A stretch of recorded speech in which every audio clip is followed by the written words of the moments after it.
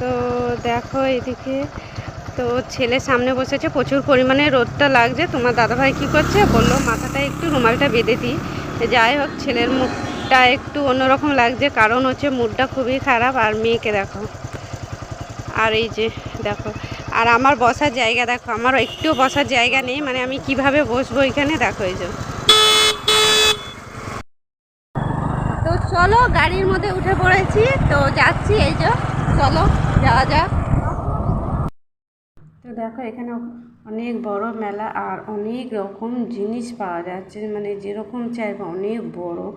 তো ওই দিকটা লম্বা দেখতে পাচ্ছি, পুরো দু সাইডে মানে মেলা বসেছে, মানে জিনিসপত্র যে যেটা কিনতে পারে, যার যতটা ইচ্ছা আর কি। তো এই দেখো দেখতে পাচ্ছ। আর এখানে দেখো তোমার দাদাভাইয়ের যে গাড়িটা আবার খাওয়া দাওয়া করে আবার চলে এসেছে, কারণ রাতে বাড়ি ফিরতে হবে, তার জন্য গাড়িটা একটু পাম্প দিয়ে নিচ্ছে, মানে হাওয়া। তো বন্ধুরা, গুড আফটারনুন, তোমরা কেমন আছো? আমি তো খুব ভালো আছি। আর আমাকে দেখো, আমরা এক জায়গায় যাচ্ছি, তো কোথায় যাচ্ছি অবশ্যই তোমাদের সঙ্গে শেয়ার করব। তোমার দাদাভাই দেখো ওই যে মিষ্টির দোকানে গেছে, ছেলে মেয়ে দুজনেই গেছে সঙ্গে। আমি বললাম আমার কাছে থাকতে কেউই থাকলো না। তো চলো দেখতে থাকো তোমরা। আজকে যাচ্ছি আমরা একটা ননদের বাড়ি, সেখানে মেলা আছে, নেমন্তন্ন আছে, তো সেখানেই যাচ্ছি। আর তোমার দাদাভাই, আমি আর আমার মেয়ে যাচ্ছি। আর ওই যে তোমার দাদাভাই আর মেয়ে ছেলে দুজনেই আসছে গাড়ি করে। তো দেখতে পাচ্ছ অনেকটাই দূরে আছে, দেখা যাচ্ছে না। আর এতটা রোদ আজকে, মানে কি বলবো, ওই যে আসছে দেখো, ওই যে। তো দেখো এই যে চলে এসেছে। তো ছেলে সামনে বসেছে, প্রচুর পরিমাণে রোদটা লাগছে। তোমার দাদাভাই কি করছে বললো মাথাটা একটু রুমালটা বেঁধে দিই। যাই হোক, ছেলের মুখটা একটু অন্যরকম লাগছে, কারণ হচ্ছে মুডটা খুবই খারাপ। আর মেয়েকে দেখো, আর এই যে দেখো, আর আমার বসার জায়গা দেখো, আমার একটু বসার জায়গা নেই, মানে আমি কিভাবে বসবো এখানে, দেখো এই যে। আসলে আমাদের গাড়িটা তো অনেক দিনকার পুরোনো, প্রচুর পরিমাণে প্রবলেম হতে থাকে। আগের দিন হয়তো গাড়িতে তেল শেষ হয়ে গেছিলো, মানে রিজার্ভে পড়েছিল, তোমার দাদাভাই বুঝতে পারেনি। তারপর গাড়িটা দেখো পাম্প নেই, খুব অসুবিধা হচ্ছে, চারজন বসে আসতে খুবই অসুবিধা হয়, জায়গা পাওয়া যায় না। আমার ছেলে ওই ট্যাঙ্কিটার ওপরে বসে, পেট্রোল মানে এখানে তেল ভরা হয়েছে, ট্যাঙ্কি আছে ওর মধ্যে বসে। আর এদিকে দেখতে পাচ্ছ তো। তো যাই হোক, দাদাভাই হাওয়ার যে মেশিন, তাতে হাওয়ায় নিতে, যাই হোক কী করা যাবে, কোনো রকম এইভাবে যাওয়া যাবে, মানে আস্তে আস্তে যাই হোক যেতে হবে, কিছু করার নেই। আমি আবার বললাম নাকি যে হবে না, বলে একদমই হবে না। তো চলো, একদম গাড়িতে উঠে পড়েছি। তো দেখো যাচ্ছি, ওখানে গিয়ে দেখা হবে। তো অনেকটাই বেলা হয়েছে, প্রায় 2:30 বেজে গেছে। তো দেখো এখানে চলে এসেছি, এসে দিদিভাই কাপড় দিয়েছে, চেঞ্জ করে নিলাম, যেহেতু বাড়ি থেকে কিছু নিয়ে যাইনি, তাড়াহুড়ো করে বেরিয়েছি। আর কিছু সাজগোজও করিনি, বুঝতেই পারছো দেখে আমাকে। তো মনে হচ্ছে না যে আমি একজনের বাড়িতে এসেছি, নিমন্ত্রণ আর কি। তো যাই হোক, কাপড়টা আমি একদম চেঞ্জ করে নিলাম, মেয়েও বললো জামাটা আমি চেঞ্জ করে নেবো মা।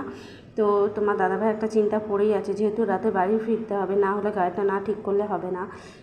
দিনের বেলায় ঠিক আছে যাওয়া যাবে, কিন্তু রাতের বেলায় যদি কোনো প্রবলেম হয়, তাহলে রাতে হয়তো মানে কোনো দোকানপত্র খোলা থাকবে না, অনেকটা যদি রাত হয়ে যায়।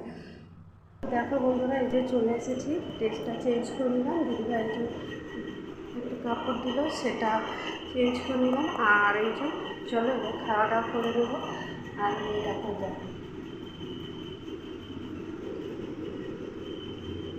তো দেখো একদম খাওয়া দাওয়া করে মা আমি একদম শুয়ে পড়েছি। আর প্রচুর লোকজন এসেছে, চার সাইডে মাইক বাজছে, মানে ঘুম তো হবেই না। আমার কি বলো তো, নিজের জায়গা ছাড়া কোথাও ঘুম হয় না বাইরে ছাড়া। আর এদিকে মেয়ে বললো, মা বাপি আমাকে যেতে বললো। তো যাই হোক, তোমার দাদাভাই আবার যাবে মানে গাড়িটা ঠিক করাতে, যেহেতু গাড়ির জন্য প্রচুর প্রবলেম হচ্ছে। তো যাই হোক, তো এই যে দেখো তোমার দাদাভাইরা চলে এসেছে, গাড়িতে পাম্প দেবে, না হলে অসুবিধা হচ্ছে। আর গাড়িটা আমাদের অনেক দিনকার পুরোনো তো। আর তোমার দাদাভাই আগে প্রচুর মানে গাড়িতে না খুব যত্ন করতো, এখন কি বলো তো, সেই সময়টা আর পায় না। কারণ হচ্ছে মাঠে ঘাটে কাজ করলে না, সময়টা একদম মাঠে ঘাটের দিকেই মানে ব্যস্ত হয়ে যায়, মানে বাড়ির কাজের দিকে একটু সময় পায় না। প্রচুর পরিমাণে যত্ন করতো, গাড়ি সবসময় ধোয়া মোছা এগুলো খুবই করতো। তো চলো যাই হোক, বিকেলে মানে সন্ধ্যের ঘায়ে ঘায়ে দেখো এখানে এরা ময়ূর উপরে খুব সুন্দর একটা সাজিয়েছে। তো এইগুলো বলে নাকি ঠাকুর নিয়ে যায়, তো যায় না, এদিকটা আর এলো না।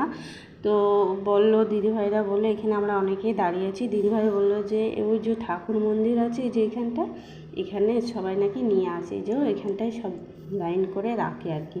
তো যাই হোক, ভেতরে মন্দিরে আর ঢুকলাম না, কারণ হচ্ছে খাওয়া দাওয়া করেছি, সেই জামা কাপড়ই পরে চলে এসেছি, কারণ চেঞ্জ করিনি। আর ঠাকুরের স্থানে সবসময় মানে পরিষ্কার পরিচ্ছন্নতায় মানে ঠিক, তাই না? তো বাড়ির কাছেই বলেই চলে এলাম। আর এখানে মেলা বসেছে প্রচুর, দেখো রাস্তার ধারে দু সাইডে দেখো, আর রাস্তার মাঝখান থেকে প্রচুর মেলা বসেছে। তো যাই হোক, মেয়ে আর ছেলে তো এখন বড় হয়ে গেছে, কিছু কিনতে চাইলো না, তো ওরা খেতে চাইলো, ওদের খাইয়ে দিলাম। তো মেয়ে বললো ফুচকা খাবো, তো যাই হোক মেয়ে ফুচকা খেয়ে নিল, আর ছেলে তো বায়না করছে মা আমি কিছু নেবো না। তো যাই হোক, মেলাতে মানে ঘুরতে যাওয়া মানে এটা একটা আনন্দটাই। আর দেখো আবার মেলাতলা থেকে বাড়ি চলে এসেছি, প্রচুর লোকজন, খাওয়া দাওয়ার ব্যবস্থা। তো সন্ধ্যেবেলায় দিদিভাই মুড়ি দিয়েছে, তো আমি মুড়ি খেয়ে নেবো, তারপর আবার বাড়ি ফেরার পালা। তো দেখো মুড়ি খেয়ে নিচ্ছি, আর নিচেটায় বসতে খুব মজা লাগছে, এত পরিমাণে গরম ঘরগুলো মানে কী বলবো। আর দিকে দেখো আমার ছেলেকে দেখো গল্প করছে, একটা ছোট্ট বুনি পেয়েছে। তো যাই এরপর আমরা খাওয়া দাওয়ার পর বাড়ি ফিরে যাবো। এদিকে সব দেখো গল্প গুজব হচ্ছে। তো আমি ড্রেসটা এবার চেঞ্জ করে নেবো বাড়ি যাওয়ার জন্য, খাওয়া দাওয়া করে একেবারে। তো চোখ মুখ পুরো শুকিয়ে গেছে, দুপুরবেলায় এসেছি, আবার একটু ঘুমাইনি, কারণ যে ঘুমাবো তার একটু চারদিকে মাইক বাজছে, একদমই ভালো লাগছে না। আর চলো বাড়ি যাওয়া যাক এবার। তো খাওয়া দাওয়া করে বাড়ি চলে এসেছি, ওই যে দাদা ভাই। তো এইমাত্র বাড়ি এলাম, বাড়ি এসেই মানে আগে সুইচটা টিপছি, কারণ সব মেন সুইচ অফ করে গেছিলাম, বুঝতে পারিনি, এসে লাইটগুলো জ্বালছি। তোমার দাদাভাই চলে এসেছে। আর এই যে নিয়ে দেখো, দেখো অবস্থা দেখো আমাদের একদম চোখ মুখের অবস্থা দেখো। তো যাই হোক, ভিডিওটা ভালো লাগলে অবশ্যই লাইক কমেন্ট শেয়ার করে দিও বন্ধুরা। টাটা।